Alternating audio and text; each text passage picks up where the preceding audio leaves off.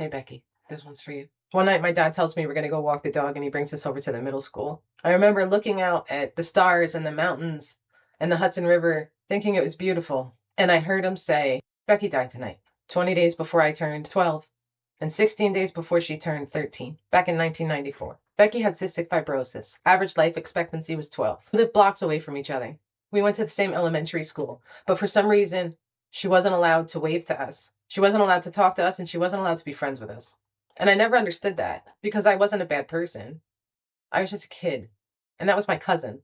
Me and a couple of my cousins all share a birth week. So I remember being younger and at my grandmother's, all having a cake together, the four of us. I don't know what point in time things changed, but I remember she always said hello to me in the hallways in elementary school. And when her parent wasn't looking, she would sneak a wave to me when we were outside. I knew she was sick, I just didn't know how bad it was. I remember seeing my uncle carry her around a lot, which was unusual to me because she was a year older than me. So to see a kid that old get carried didn't make sense, but she was always very skinny and always very frail. But there were girls like that were in my class that had asthma or couldn't take part in gym class, things like that. So to me, it wasn't abnormal. It didn't seem unusual until after she passed. And then I learned a lot about it. I knew that her other side of the family didn't like my side of the family. That's all I knew. So one day I'm hanging out at my grandmother's house and my uncle shows up with her and tells me he wants to take me to the park with them, which was very unusual. I basically got in the car with a stranger who was related to me. And we went to the park and we didn't go to the playground and we didn't sit on the swings. We went to the bleachers, just me and her. And we sat and we talked. And my uncle went and took a walk somewhere. So it was just us two. And she was telling me that one day when we got older, we were going to buy houses right next to each other so that we could always be friends and no one would ever be able to tell us that we weren't allowed to be friends. And I immediately thought in my head what my house would look like and how close they would be. We could open up windows and talk to each other and borrow a cup of sugar, whatever old people did. She died a few weeks later. I think she came to say goodbye that day. And one of the things that got me through the funeral was this insatiable belief in life after, because I'd been seeing spirits already since I was a kid. So I very, very, very much believed in the afterlife, and I knew she was still living on, and I knew she was still continuing on, and I knew she was watching me, and I knew that she has a house up there waiting for me. Before she passed, I was being bullied relentlessly. It got really bad, and I was going really dark. And the day of her funeral, it must have been every kid in elementary school, in all four of the elementary schools in my city, must have been there. Crowds and crowds and crowds of people. I was out of school for, I want to say, a week. And the day I went back in, my biggest bully was the first person I saw and was the first person to offer me a hug. I didn't come from a very huggy family. So to be offered a hug from my arch nemesis was very, I don't know what word I'm looking for here, was incredibly relieving. She was also one of the first spirits that I started having nightmares about because I was a kid dealing with this and I didn't get any kind of therapy or counseling. I got a week home and then I went back to school. Buried a kid my age, and then right back to sixth grade. When Becky died, I learned a lot about life. I learned a lot about mortality. I questioned religion. I questioned my upbringing because I was never baptized. They gave me a flower at her funeral, and I took that and the card and put it inside a picture frame and put some lace over it and hung a pearl necklace with a cross on it and had it in my room like a little memorial to her. And one night I had a dream. And in the dream, I was walking around the corner where the kids hung out and we all played growing up. And every time I looked at somebody's front door, instead of it being a front door, it was her in her coffin.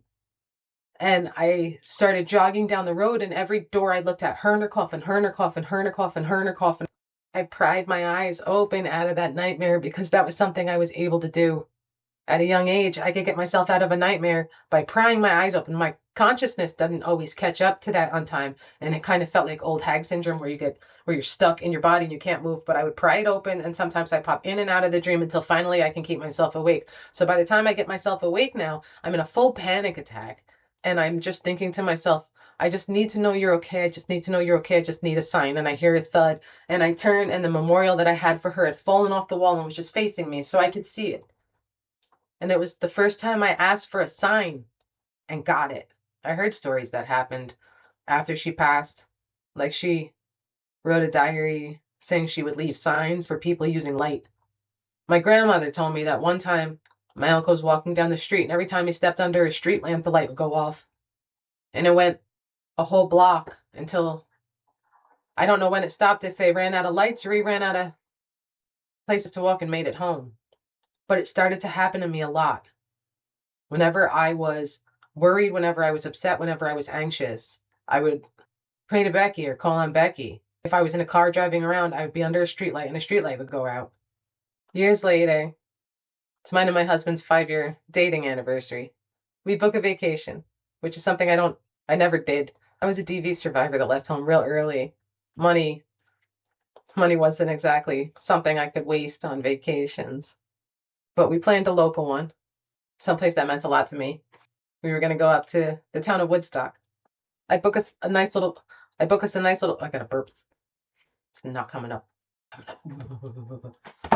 Come on, burpee. So I book us this little vacation for our 5-year anniversary, and we find out that a hurricane is coming. So I'm freaking out, thinking about canceling, sitting at work, and in walks Terry, a medium I had met while working there because she was friends with the boss's wife, and she had walked in one day and told me all about this recurring dream that I had. She was raised Roman Catholic Italian from the Bronx, so when she comes in, she was always done up. Hair nice, makeup on point, nice clothes. But not this day. This day, she came in, looked like she had just rolled out of bed, stain on a white sweater, looking a mess. And she came in annoyed. And she went, look, they're bothering me about your vacation. They won't leave me alone until I talk to you. I said, okay, what's up? She says, there's a spirit that has been with me. She says, if I tell you the number 11, you're going to know who she is right away. I said, okay, that's my cousin Becky. She passed when I was 11. It was a turning point in my life. And she says, are you nervous about going on a vacation? And I said, well, yeah, there's a hurricane coming. And she says, don't worry about it. She's sending you butterflies. Did she like butterflies or something? And I said, you know what? I don't know, because in all honesty, I wasn't allowed to know her like that. But I could see her being the kind of girl that likes butterflies. I don't know. But she tells me, you're going to be fine. Go on the vacation. I have a babysitter for my son. We're going to go away for the weekend. And we go up during Hurricane Irene. Upstate New York. Not upstate. Well, I don't know what you consider upstate. Lower than Albany, higher than New York City. It was supposed to start raining early, and it didn't. It was just overcast.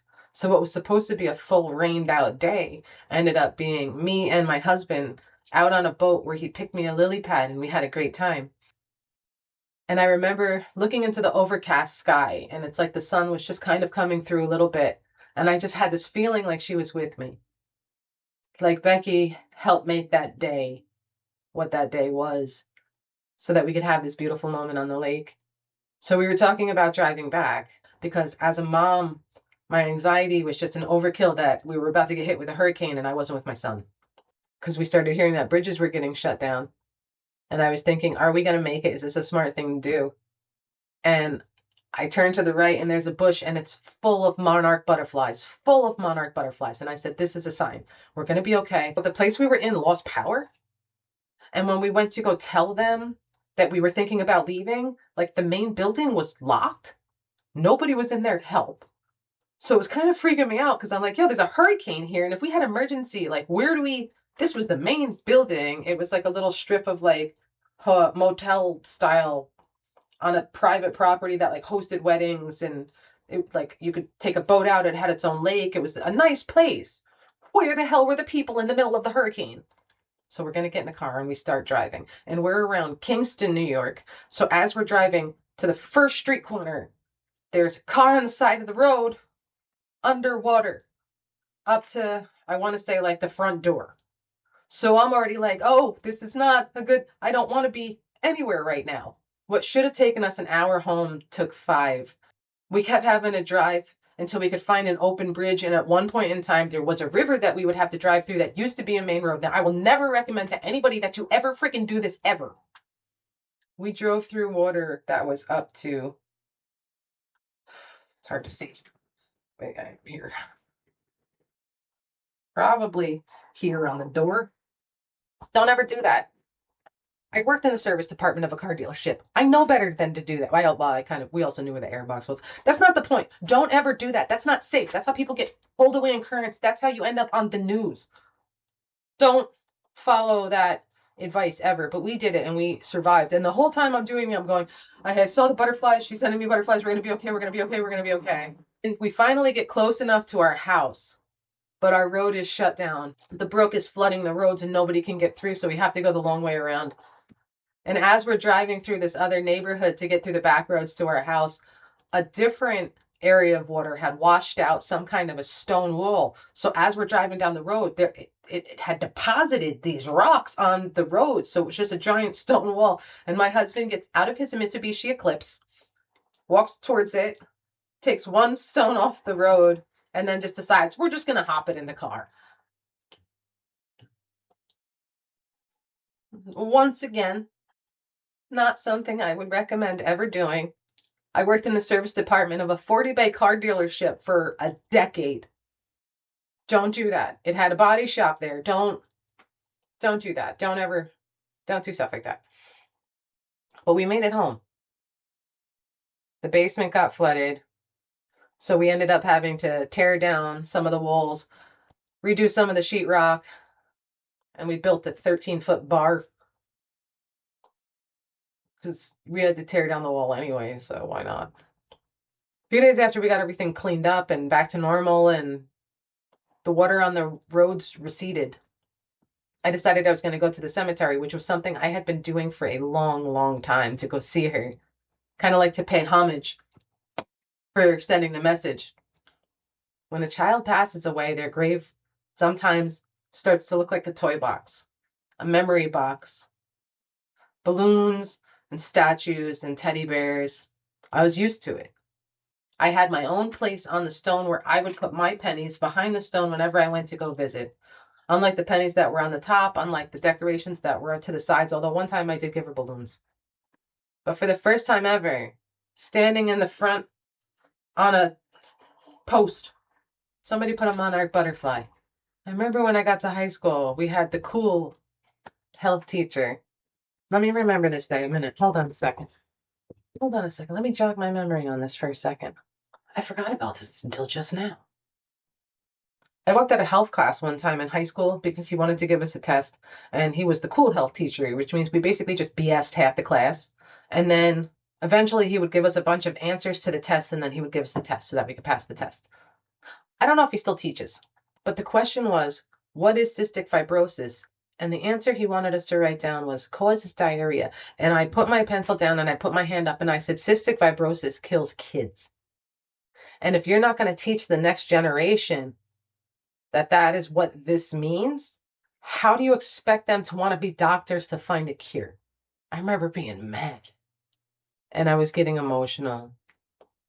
So I just picked myself up and walked out of class. And as I was walking out, I heard someone say her cousin passed from cystic fibrosis.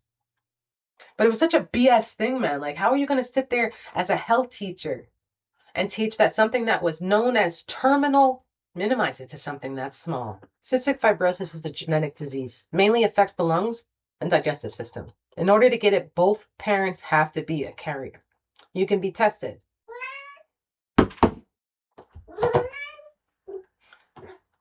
Here comes Murr, the emotional support cat. I must have been getting a little too passionate about the way my health teacher decided to teach cystic fibrosis wrong. CF is caused by mutations in the gene CFTR, cystic fibrosis transmembrane conductance regulator. Controls how salt and water move in and out of your cells. When this gene misfires, it creates a thick, sticky mucus. There she is. When you're gonna have to go in a minute. It can lead to repeated infections, pneumonia, bronchitis. It blocks the pancreas duct, so your nutrients can't be absorbed properly. Causes poor weight gain, vitamin deficiencies, malnutrition. Even if both parents are carriers, you have a 25% chance that your kid will be born with CF. You have a 50% chance your child to be a carrier, and a 25% chance there'll be no mutation at all. Most kids are diagnosed at birth during the newborn screenings. There's new treatments now that weren't available when she was alive. In the 1950s, most kids with CF didn't live past elementary school. Nowadays, people are living into their 40s, 60s, even longer with advanced therapies, which is one of the reasons why healthcare needs to be accessible and available to everyone. Healthcare is not a want, it is a need. I don't know what my life would have been like if she survived, but I know what it was like because she didn't. I said one day I was going to write a series about her so she would live on forever. The Many Adventures of Rebecca Allen. I started it. I have a lot of words in it. I haven't finished it yet. I've been working on other books and other ventures and getting my name out, like with things like this video. I don't know where I'm going with this. It's been 32 years since my cousin passed of cystic fibrosis. 20 days before I turned 12 and 16 days before she turned 13. So in honor of my cousin, Rebecca Allen, this year on the anniversary of her passing and in celebration of her upcoming birthday, I pledge to make a donation to St. Jude, as well as the National Alliance for Children's Grief, nacg.org. It'd be cool if you did too. If you've been affected by this kind of grief, if you know somebody, help is out there.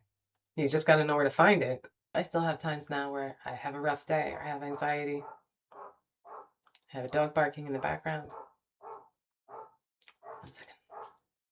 Did I mention I have a dog? You know about the cat. Everybody here is loud. Everybody here likes to... Let's wait for the dog to stop barking. Every once in a while when I'm driving under a streetlight having a bad day, it'll still go out. So I know she still watches over me. I don't call on her as much as I used to, but it's only because unfortunately now I have more angels and more spirits to call on. But I know that one day when I get up there, she's going to have that house.